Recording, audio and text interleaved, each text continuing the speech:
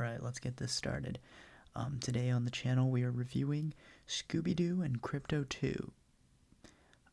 This animated feature film is one that you may or may not have heard of. The reason behind that is it is one of the 70 million Scooby-Doo projects that Warner has canceled in the last 2 years. And by 2 years I mean maybe just the last 5 months. So Warner has been on a cut cost, writing movie after movie off for tax reasons, and has also pulled a lot of its animated stuff from streaming to as tax write-offs. This is one of the many that fell through to the axe, and this movie really, really pisses me off for the sole reason that there were so many Scooby-Doo projects that were being announced, that were being worked on, and all of them got the axe, except for one that I will not even say its name, but it is garbage. But for some reason, that's the one that gets greenlit and not this one. Now, let's get into it. This movie is a crossover with the DC characters. So there's a whole bunch of DC characters, and that's part of its main storyline. The Justice League goes missing, and someone from the DC universe, in this movie it's Jimmy Olsen, calls the Mystery Inc. to go over and try to solve the mystery of where their superheroes went. And it's such a unique take on this crossover, and I saw many reviews talking about how Mystery Inc. meets up with the Batman every single time, and it's usually a fun time. There's every few or so years there's a Scooby-Doo and DC crossover, and they decided to axe this one, even though it's not that bad. The story is well played out. It's pretty obvious who it is right at the beginning, but to be fair, what are you expecting from clearly a movie that is made for a younger audience? Although there was kind of a little twist and turn that I wasn't really seeing, but in terms of a story, I'll give it a solid little hand grenade score. In terms of the cinematics, okay, this is pretty well animated, but I do feel like the art style was a little bit on the weaker department for Scooby-Doo, but it's still really good, because it's pretty well animated. I really like the opening sequence of this film. It reminds me a lot of a theme park ride on those, I think the best comparison is that Spider-Man and that Transformers ride at Universal Studios. That's what it made me think of. A ride where you just encounter a bad guy, and then you're just trying to drive away from it. So those are the first two rides. And then the rest of the movie is pretty solid. It's pretty funny. I really enjoyed it.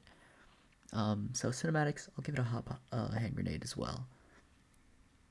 Now, in terms of the directing, it's pretty well directed. It's a little weird just because of the fact that there really wasn't too much behind it, which is a shame. But I think the funniest part about this whole film is they wrote it off for tax reasons, and it got leaked online. So now Warner Bros. Is making nothing off of this. We'll talk more about this later, but I'm just going to keep the review right now.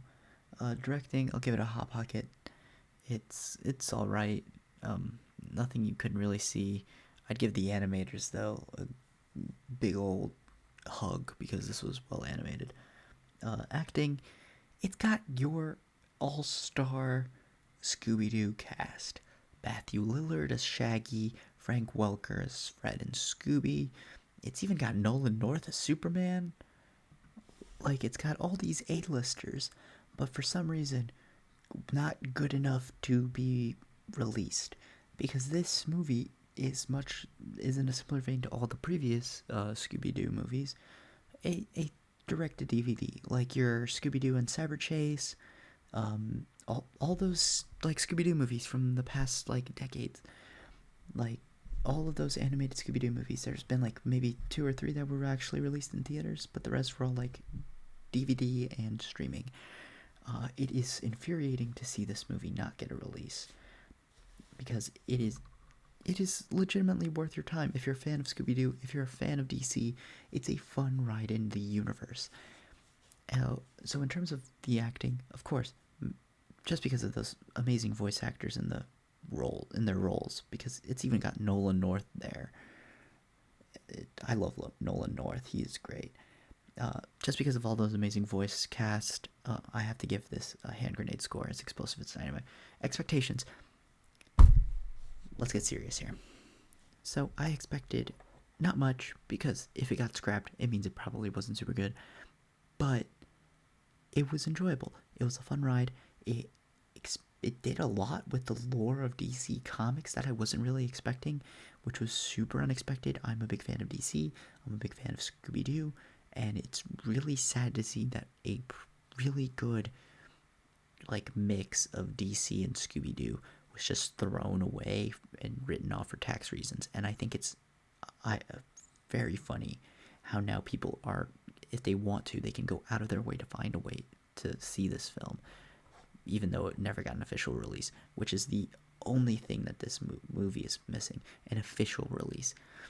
Because I'm pretty sure this would have done some numbers, because people are craving that Scooby-Doo content, because there's no good Scooby-Doo content now, because they keep canceling every single Scooby-Doo property, and the one thing that's airing with based on the Scooby-Doo IP doesn't even have fucking Scooby-Doo in it. So people, it drives me insane that, for starters, they canceled the Holiday Haunt months before it was finished. They had scheduled out the studio for the score. Then they canceled all these other projects. I'm pretty sure there was an animated series that got canceled. There was this movie that got axed. The sequel to Scoob that got axed. So many Scooby-Doo projects just not getting to see the light of day, which is infuriating, because we only have that one show that, if that thing gets renewed, then we know that there's a true conspiracy against Scooby-Doo at Warner at the moment. But, oh my god, it's insanity. It's literal insanity. But yeah, my expectations and experience, it was fun. It was funny. I recommend this movie. It's a solid movie. It's a solid 4 stars on the hand grenade side. I'm gonna rewatch this with some friends, mostly because I want as many people to see this film as possible. But I do recommend you be safe when searching it out, because clearly you're gonna have to go to some pirate website to see this due to the fact that it was leaked online. So all I really have to say for this review is, Jesus Christ, Warner, stop canceling your Scooby-Doo projects and release at least 3 of them. Jesus Christ, you're making 17 of these motherfuckers, and you're not releasing any of them. And the one piece of Scooby-Doo IP you're releasing is dog shit. Actual dog shit. I laughed more in the first 20 minutes of this movie than I did during the only thing that's being officially released under the Scooby-Doo IP. It is so stupid. This one was genuinely funny at points. It was hard. There was some heart in there. Not really, but it was funny, and that's got heart in it. Unlike the other one, which is a lifeless fucking piece of shit. God damn it, I hate this. You know what, I'm gonna stop this before this becomes a 20-minute rant video. But yeah, if you enjoyed, subscribe, share this around. God, if you have the opportunity to see this, I strongly recommend you take 78 minutes of your time to see this. Yes, only 78 minutes. But other than that, I'm gonna leave you guys to it.